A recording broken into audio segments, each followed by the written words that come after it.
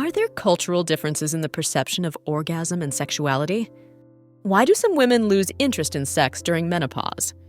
Hello to all lovers of psychology and sexuality. Today, we will unveil the sexual curiosities of women.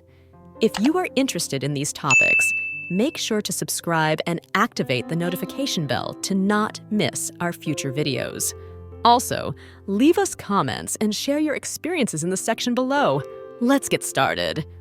There are cultural differences in the perception of orgasm and sexuality. Attitudes may vary according to taboos, gender roles, sexual education, religion, social norms, and sexual diversity. It's important to recognize and respect these differences to promote a more inclusive understanding of sexuality globally. During menopause, hormone levels such as estrogen can decrease, leading to changes in vaginal lubrication and sexual desire. Hot flashes and other symptoms can affect interest in sex. However, many women can maintain a satisfying sex life with the help of appropriate therapies and treatments. Importance of safe sex. Safe sex is crucial for preventing sexually transmitted diseases and unwanted pregnancies. The use of condoms and other contraceptive methods is key to healthy sexuality. Improvement in emotional well-being. Masturbation can be an effective way to reduce anxiety, improve mood, and promote emotional well-being by releasing tension and increasing the sensation of pleasure. Increase in vulnerable populations. Groups such as men who have sex with men, sex workers, people who use intravenous drugs, and those without access to healthcare are more susceptible to contracting STDs due to social, economic, and behavioral factors. In indigenous communities in North America, such as the Navajo in the United States and the Inuit in Canada, culturally relevant educational materials in native languages have been developed to teach about sexual and reproductive health. Influence in modern literature. The Kamasutra has influenced modern literature, with authors incorporating its ideas and concepts into novels and essays about sexuality and human relationships. Influence on fashion.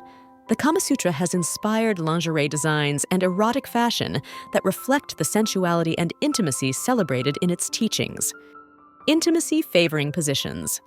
Some women prefer positions that promote greater intimacy and skin-to-skin contact, such as full-body embrace or the lotus position, allowing them to feel more emotionally connected with their partner. Kamasutra in contemporary art. Contemporary artists use the Kamasutra as inspiration to create provocative artworks that challenge social conventions and explore sexual diversity. Lasting memories. Memories of satisfying foreplay can linger long after the sexual encounter ends, strengthening the emotional bond and keeping the spark of passion alive in the relationship. Legislation and censorship. Pornography is subject to various laws and regulations worldwide, with some countries imposing restrictions on its production, distribution, and viewing, while others have more lax or permissive laws. Luxury toys. There are luxury sex toys made with high-quality materials, such as gold, silver, or even diamonds. These toys are designed for individuals seeking exclusive and luxurious experiences in their intimacy. Masturbation and menstrual cycle. Some women experience an increase in sexual desire and frequency of masturbation during certain phases of their menstrual cycle, such as ovulation. Masturbation and partner communication. Openly discussing masturbation with a partner can foster greater understanding, trust, and emotional connection in the relationship. Masturbation. During menstrual cycle, some women find that masturbation can alleviate symptoms of premenstrual syndrome, PMS, and menstrual cramps by releasing endorphins and reducing muscle tension. Masturbation. Masturbation is a common and healthy sexual practice that can help explore one's own body, relieve stress, and improve sexual self-esteem. It is a normal part of human development and is not associated with negative health effects. Mental stimulation. Sexual arousal in women can be closely linked to mental stimulation. Foreplay can involve erotic conversations, innuendos, and anticipation that set the stage for a satisfying sexual experience. In some Middle Eastern countries, safe and anonymous online spaces and mobile applications are being created to provide sexual education to young people, overcoming cultural and religious barriers related to access to information. Myths about sexuality.